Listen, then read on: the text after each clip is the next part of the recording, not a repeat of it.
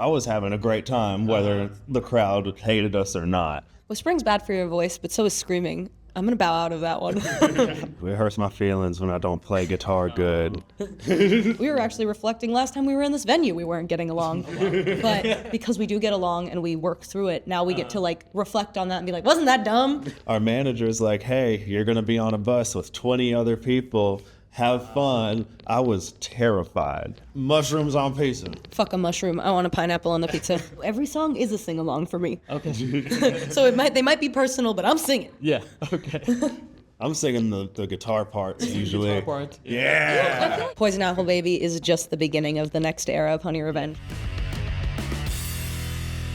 Here we are. This is our microphone, by the way. Hell yeah.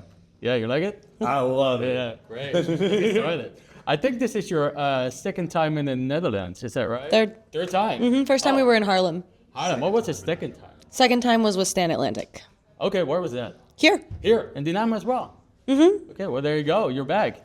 Are you liking it?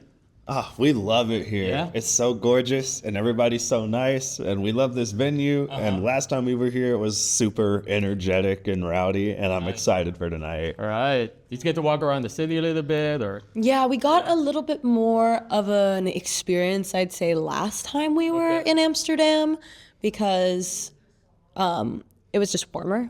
The weather was nicer. We were here in September and it was very nice out, whereas it's a little colder and the sun sets a little bit earlier. Right. Also, I'm pretty sure the train ride was a lot shorter. Like you where took we the were, train? where we were staying, hotel-wise that day Okay. was a lot closer to Amsterdam, whereas today we were out here, so we had to take the train all the way from here. So it was a Yeah. lot shorter of a train ride. Okay. So I think that cut into a lot of the time was the travel to Yeah. the city. Overall, do you like Europe, or like is it Yeah. difficult to adjust, or is it? The adjustment sucks. Yeah, really. Yeah. It's like the worst ever, I think, of everywhere we've been so far. But I love the like culture and just I don't drive, so back home it's really hard to get around. But out here, you guys are so accustomed to having such great public transport. Specifically in the Netherlands, everyone's on a bike. And I think this is specifically the Netherlands is the place I've been on tour that I would live if I had to pick, if I had to move out of California. Okay, yeah, you wouldn't even get to need a driver's license or anything, but do you know how to ride a bike? Yeah, but I haven't done it in so long. Okay. Not since I moved to California, actually, I don't think. Oh, wow. Okay. Yeah. It's going to be quite difficult to get around on a bike here, though, I think. I used to ride my bike back home all the time, so that was actually my main mode of transportation. So I used to ride my bike all the time. So I actually rode a bike last time we were in the Netherlands because of that. Okay. So I really just wanted to try it. So this time also too cold to do that. Yeah, yeah. Okay, yeah. So you guys, you toured with a Spirit Box last year. Now you're doing your own co-headlining tour. How are you liking that? There you go. Rap like you do. You're more well-spoken with these ones. I think it's definitely interesting. You get this experience of playing these big rooms with Spirit Box. And also, I'll say, of course, that fan base. We weren't necessarily sure how they would receive a band like us. We're a little more poppy, a little more colorful. Those are like metal fans, you know? But out here, I think there's a lot of overlap with Rain City Drive. You know, we're on the same label, a little more R&B influence with both of our bands. Okay. So I think it's cool that even though we're coming into some smaller rooms, that we have these hardcore fans, because we've been very fortunate in a short time to come to Europe and the UK. This is our 4th time overseas. And our band's only been touring for 3 years. We did 3 times, like 3 times in 1 year last time we were visiting. So it's cool to feel like we can come back and we have a set group of fans, but also that it's just different enough that there are a ton of people that have never seen us and we're kind of getting to expose our music to new people. Yeah. Do you feel like the metalcore and the hardcore crowds are more opening up to like a different style, like different like influences from different angles? Dude, honestly, like she was saying, we didn't really know what to expect on tour with Spirit Box and Periphery. I love both of those bands so much. So I was having a great time, whether the crowd hated us or not. But I don't think any crowd hated you, did they? no, No, like it would always start out and they would kind of just like stand here and look at us and they couldn't really tell what to think. And then about halfway through, they'd start opening up. And then we put out this song called Poison Apple Baby. And in that one, she just yells at them to open a wall of death. And then after we get them pitting, they're like, this is kind of cool, actually. So like it would start off, they're not very into it, and as the show goes on, they would open up and start showing us more energy. You kind of have to win them over by your music and your energy. And Exactly. Yeah. I thrive in an environment like that. Like I thrive in an environment where I have to win people over because I don't know, it just gets something going in me. I love to yell at the crowd. I think they're way more receptive to like a tiny little girl screaming at them. Right, yeah. They don't expect it.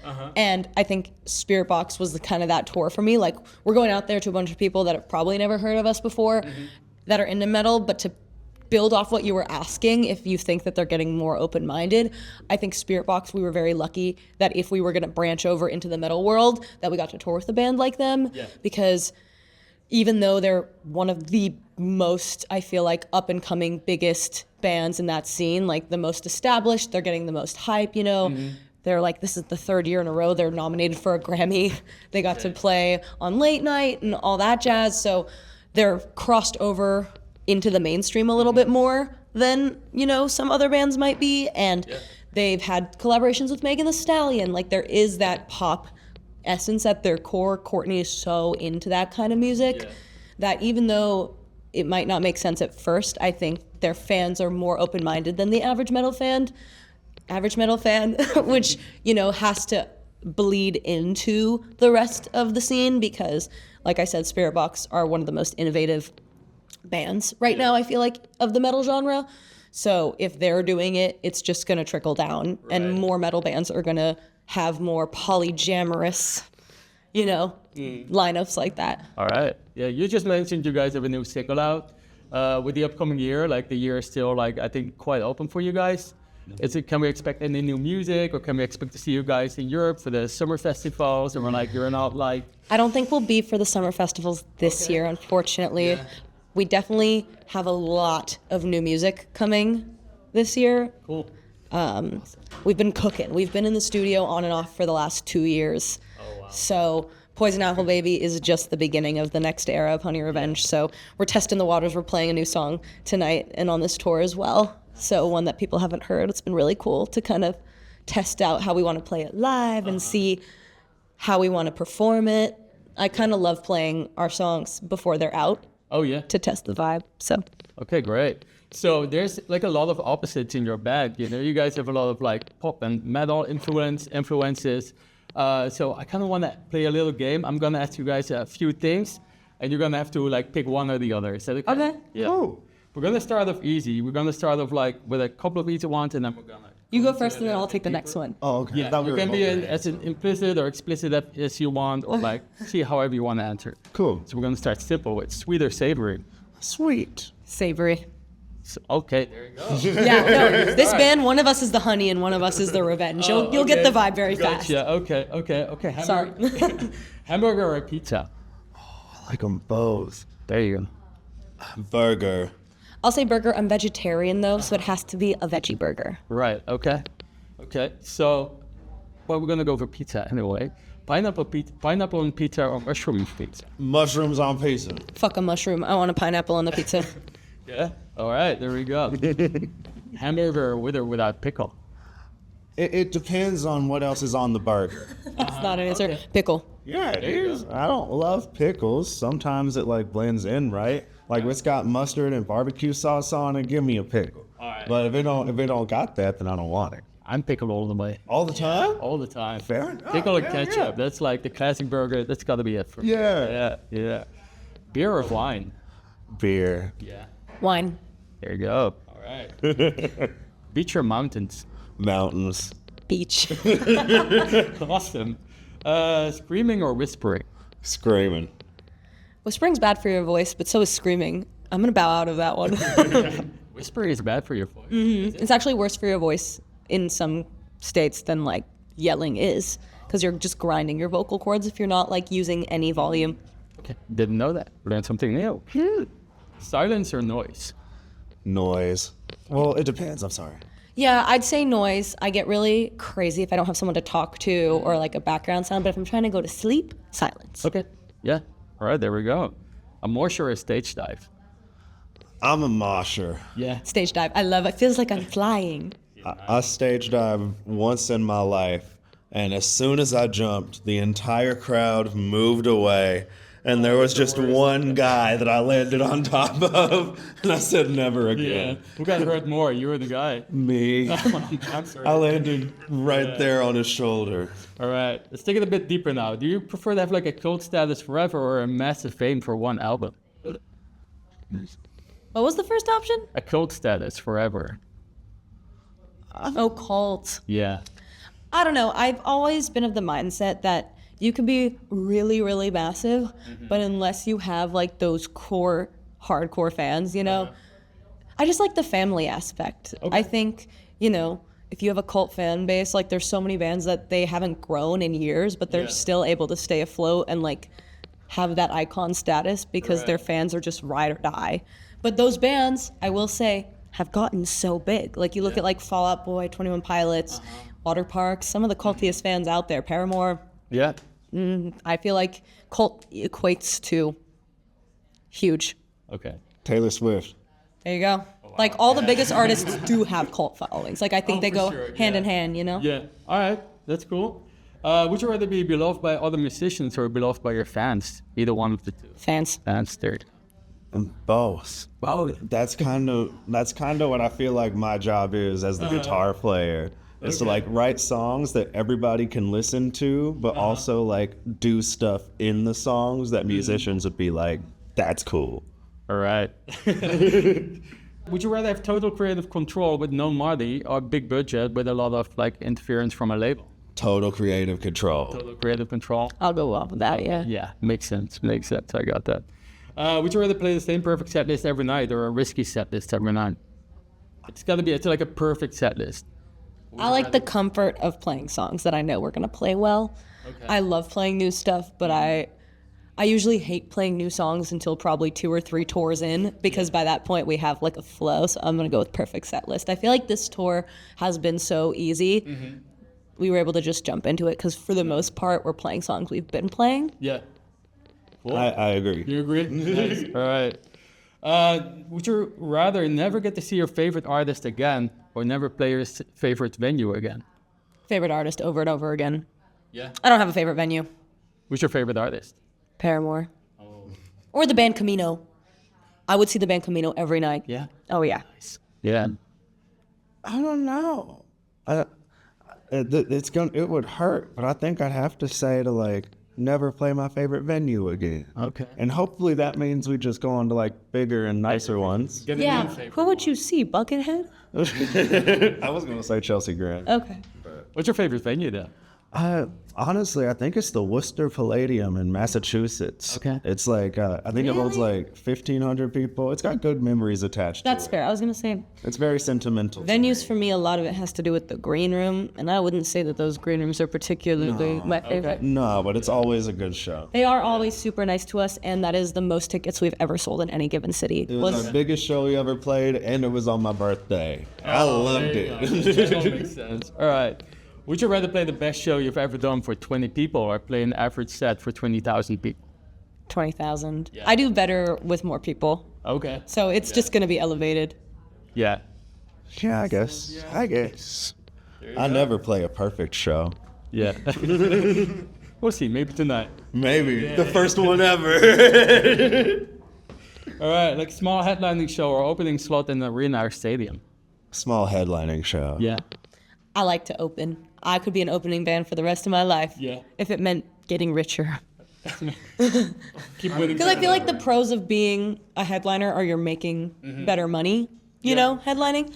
But if I could sustain my life being an opener, I probably would do it for a long time just because I love making new fans. Yeah. And a headliner, you're not really making as many new fans. See, my thing is headliners always just have better energy. Like the shows are more fun that way. I wouldn't even think about it. No, I think for me, and I love a headliner, but it's really tiresome on my voice because we're doing so many songs. And also I kind of feel like I've already won the crowd over because they're there. Like, that's not the right mindset to go into it with, but I've had a hard time adjusting that. Like, if I'm going there, they're all there for us already. Whereas, like, I really, again, I love to prove people wrong. And I feel like when we're on a stage with, like, a Spirit Box or at a festival really early, like when we main stage at Warped Tour, we were the first band, you know? And it's like, those people are not there for us, but it's so cool to have them leave for us, if that makes sense. I think so, yeah. Look, you're saying you have a little bit problems like doing a full set with your vocal voice. I noticed that like a lot of more like even established bands are getting like vocal coaches. Have you ever done anything like that? I've been in vocal lessons since I was 12. It's not that I feel like that bad. I don't get to hang out also on a headliner. When we're doing a headlining tour, I don't get to go out to merch and meet people as much because I'm trying to rest my voice, which like so much of the fun for me is meeting the new fans and getting to interact with them. And it's always a bummer when I don't get to like do that and I can't do after show activities like when all of our friends are probably going to go to karaoke tonight. I can't go do that because I have to rest my voice. Like, being the singer is so cool and I love singing, but your instrument is built into your body. So it's you're the only one who deals with like, I need to get enough sleep. I can't drink. I can't hang. I can't talk, you know? So it's not so much that I can't do it. I do it. I like playing long sets because I don't have to hear, you didn't play my favorite song. You know, I get to play everything that we want to play. However, yeah, I do voice lessons when I'm home, and I've been in them for a long time. I take vocal health very seriously. Very good, yeah. So would you rather like bomb a set or would you rather have the show cancel? We've only ever had to cancel like one show. 2, I think. 2? Wyoming and... Wyoming. Well, that was Salt Lake, wasn't it? And then, yeah, we were stuck in Wyoming. And then the end of the second tour. My dad died, so we didn't play that show after that. We played the one the day We played the one when I found out, though. I'd bomb it. I remember on our headliner over the summer, the last day I was so sick. And I was like crying because I couldn't sing as much. But I don't know. I think they'd still rather see it. I think if everyone else is good, I think they'd still rather get to have that experience. And I think I'd pride myself on, even if I'm sick, I have enough, like you said, vocal technique and enough training to know when to toss the mic out and when to sing it differently, you know, change up the vocal. Like, we sing our songs differently enough in sound check that I think I'd rather bomb it. Yeah. They get pretty sad when they bomb it, though. I do. It hurts my feelings when I don't play guitar good. So I don't want to bomb it, but I think that's better than the alternative. I think so, yeah. I like that attitude, though, yeah. You gotta go. Especially people out here in Europe, I feel like you guys travel, you get accommodations, you're spending money to go see a show and have an experience, and to cancel just feels like like you can't refund all those other things. You can refund them the ticket, but you can't refund them the gas and the flight and the hotel. So I think people would rather go to a show and have it be kind of meh than feel like they were robbed. Right, I get that. All right. Would you rather have like best friends who argue constantly, or or bandmates that barely talk but never fight? I think tour is so painful if you guys aren't talking to each other, especially in those early days when we're just all in a van together. I think we're an anomaly, I've learned, in the last couple of years of touring, where we actually all hang out a lot, and not every band does that, which is so fair. Like, when I get home, I want to see these motherfuckers for at least a week. We're so close all the time. It's nice to have our space. But I think tour would be so weird and awkward and boring if we weren't getting along. And we've had tours where we don't get along. We were actually reflecting last time we were in this venue, we weren't getting along. But we also because we do get along and we work through it, now we get to like reflect on that and be like, wasn't that dumb? You know, like, because we get along and we have that relationship. Sound like family. Exactly. I'm always like, I love like community. And I think that's really important to our band. We have been with mostly the same crew the whole time we've been touring. So. I mean, you guys are sharing a tour bus right now. Right. All three of us. Belmont's in there too. Yeah, so the family has become even more bigger. Right? Dude, yeah. Because I'm very much like an introvert. Like, I'm a personal space, private time person. So our manager's like, hey, you're going to be on a bus with 20 other people. Have fun. I was terrified. But everyone, dude. I think 22. But everyone's so nice, and we see each other every day, and we hang out, and I never get sick of anybody. I told you a little bit earlier, I get insomnia on tour, so there's usually going to be somebody else that's downstairs and awake, and we'll just hang out. And last night we were listening to the Slipknot self-titled record at 5:30 in the morning. Just having a good time. Yeah. So, everything she said. It's so nice to hang out with your friends on tour. Yeah. All right, we got a few quick more. So it's going to be short. Personal songs or sing-alongs? I feel like all my personal songs are sing-alongs, but I also think I am a bad person to ask because I learn all the lyrics to every song, so every song is a sing-along for me. Okay. So they might be personal, but I'm singing. Yeah, okay. I'm singing the guitar parts usually. Guitar part. Yeah. I feel like you're more into the sing-alongy ones. Like, I feel like Sometimes. That's fair. Sometimes. more than I am. I feel like sometimes I find the like big hit singles to be overrated. Like, I'm always into the deep cuts. Right, only club shows forever or only festivals forever? Club shows, There